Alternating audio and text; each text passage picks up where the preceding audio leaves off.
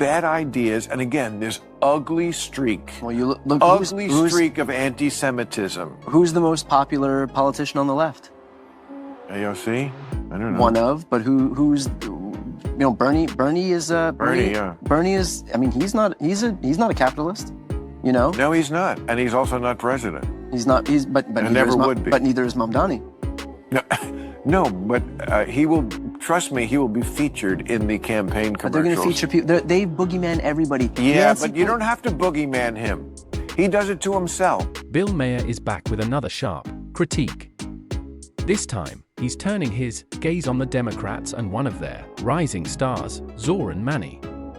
In his latest monologue, Maher dissects what he sees as the cracks forming within the DNC, arguing that the party's direction and Mamdani's brand of democratic socialism could spell trouble for its future. It's a candid, thought-provoking take on where American politics might be heading next. Buckle up. This one's worth watching.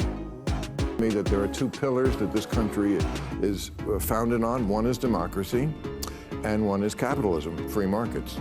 And it seems like one party wants to get rid of one, and the other party wants to get rid of the other, right? The Republicans are not that, democracy is just not number one on their list. It just isn't. It isn't. It's behind Christianity and a few other things. And the Democrats, I mean, I read these, 74% are for democratic socialism. Only 16% favor capitalism. Is this going to be a country that I don't recognize in 5 to 10 years if we don't have these two pillars? Okay, let's make one thing clear. It's not that Republicans have an issue with democracy. It's that they believe in fairness. For years, they've watched as left-leaning media outlets and their loyal supporters have relentlessly targeted them, especially former President Donald Trump. From unverified reports to sensational headlines, the goal always seemed to be the same: to make the Republican Party appear undesirable to the public. These repeated attacks have chipped away at trust in journalism and deepened political divides.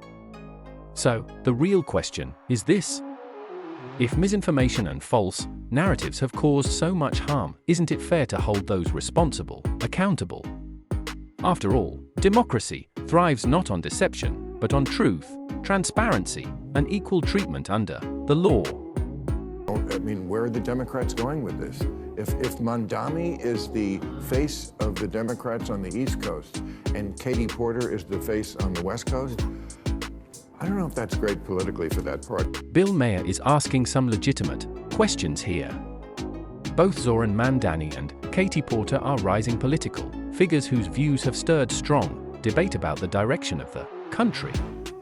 Mamdani, a self-proclaimed democratic socialist, advocates for rent freezes, publicly owned grocery stores, fair free public transit, and higher taxes on large corporations and the wealthy. His vision, though idealistic to some, leans toward an economy heavily shaped by government control. Porter, on the other hand, supports the idea that transgender-identifying men should be allowed to compete in women's sports, an argument she frames around inclusion and equality. On the surface, both politicians appear to champion fairness and progress.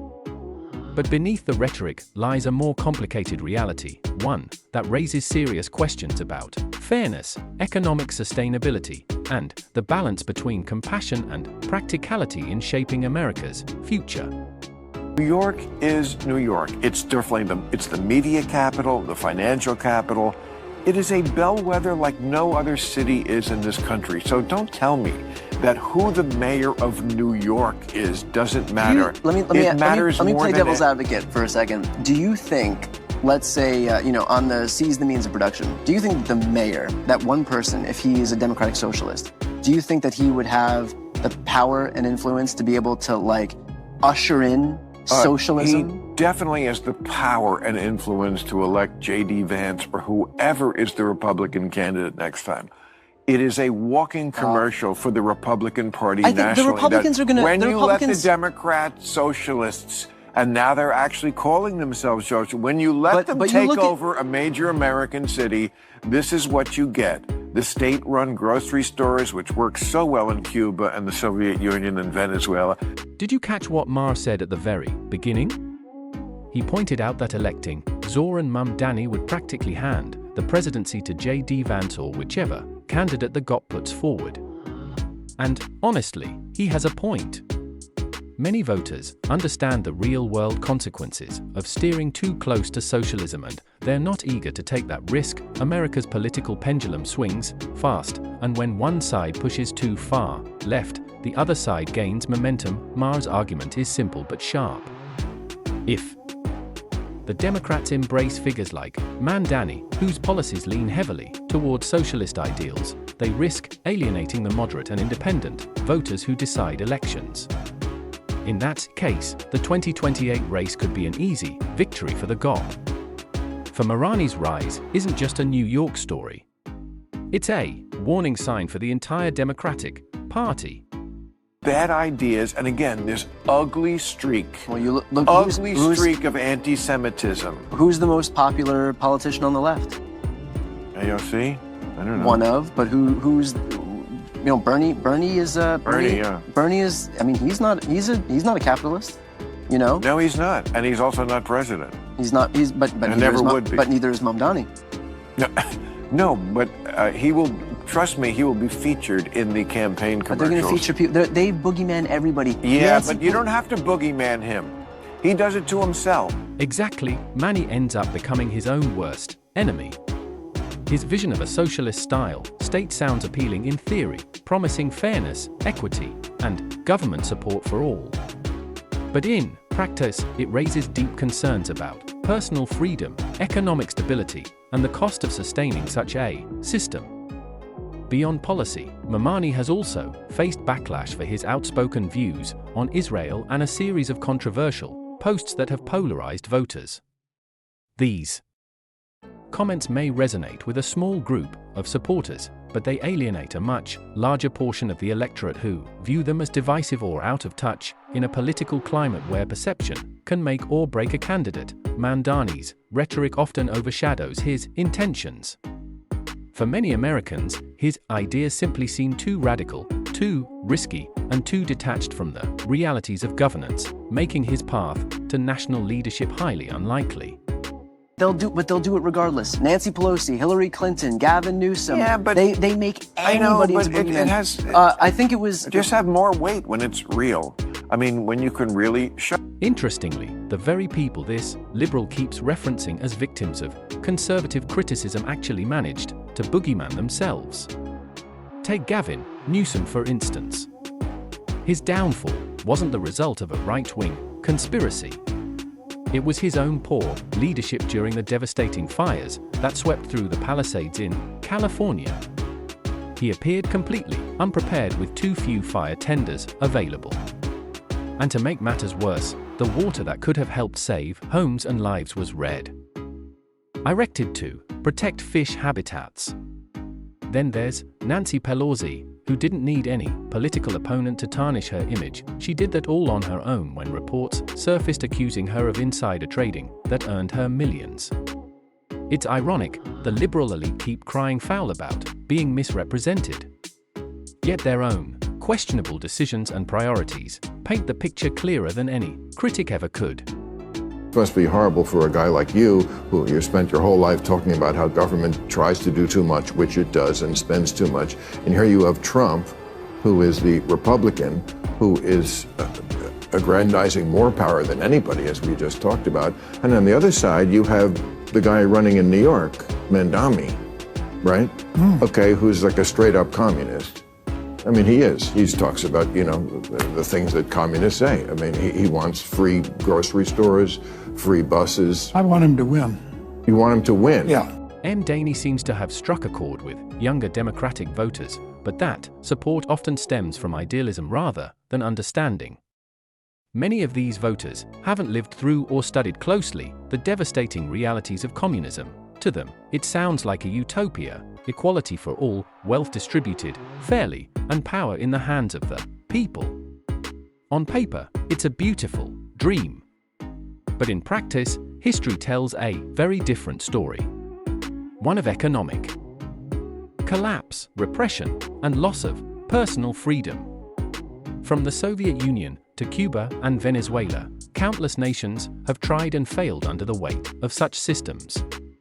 Yet the allure persists among the youth who see it as a compassionate alternative to capitalism. What they don't realize is that behind the rhetoric of equality often lies control, censorship, and the destruction of individual ambition, the very things democracy seeks to protect. Every 20 years or so. Wait. We need Every 20 years or so, we need a conspicuous, confined experiment with socialism so we can crack it up again. Socialist slogan used to be, workers of the world unite, you have nothing to lose but your chains. The new socialist slogan is, trust us, this time it won't be a mess. Exactly my point. History has made it abundantly clear that socialism fails far more often than it succeeds. Yet, many young Democrats seem determined to give it another try. It's almost as if they believe their version will be the one that finally works. But the truth is, we don't need to relive the same mistakes to learn from them. There's no need to experience socialism firsthand when the evidence is already written across decades of economic misery and social collapse in countries that embraced it. The pattern is always the same. Lofty promises of equality and fairness that eventually crumble into shortages, censorship, and loss of freedom. Instead of repeating history's failures, we should study them and appreciate that capitalism, though imperfect, at least allows innovation, choice, and upward mobility, values that socialism has repeatedly crushed. Yeah, when the post-war Labour government in Britain was about to get started, one of their leading lights was a socialist named Nurian Bevan. He said, what could go wrong? He said, we have a nation bedded on coal, surrounded by fish. It would take an organizational genius to have a shortage of either. In 3 years, they had a shortage of both. That's socialism. So, you see, MR is absolutely right. If the Democrats were to present Manny and perhaps Alexandria Ocasio-Cortez as their 2028 ticket, it would likely spell political disaster. That kind of pairing might excite a small portion of the younger far-left base, but it would alienate the broader electorate, especially older, moderate, and working-class voters. These are people who have lived through the consequences of extreme policies and know how damaging radical ideologies can be to a nation's economy and social fabric. The older generation in particular would see through the slogans and recognize that such a ticket isn't healthy for the country. What the Democrats need now is balance and pragmatism, not ideological purity. A Manny AOC ticket may sound bold in theory, but in practice, it would only deepen division and drive voters straight into the arms of a more centrist or conservative alternative. What about the big crowds that come out to you when you're talking in a festival or wherever they are? I think it's because I think Bernie showed up at Coachella. That must have been fun for the fans. It's who shows up on Election Day. And I just don't see that's the ticket. I mean, Cory Booker, I know you've worked with him. I like Cory a lot from my home state of New Jersey. Made a speech for 25 hours. Again, just whacking each other off. This is just not what's going to get the job done. What the Democrats truly need right now is a candidate who is firmly grounded in reality. Someone who understands the everyday struggles of ordinary Americans. The party has spent far too long in echo chambers debating abstract issues and identity politics. While voters are increasingly worried about real-life concerns, the rising cost of living, job security, and economic stability, people aren't waking up thinking about ideological rights debates. They're thinking about how to pay rent, afford groceries, and keep their families afloat. To regain the trust of the public, Democrats must step out of their political and cultural bubbles and start listening to people with diverse opinions, not just those who echo their own views. They need a leader who can bridge the gap between progressive ideals and practical solutions. Someone who connects emotionally, economically, and realistically with the nation's heartbeat. And this brings us to the end.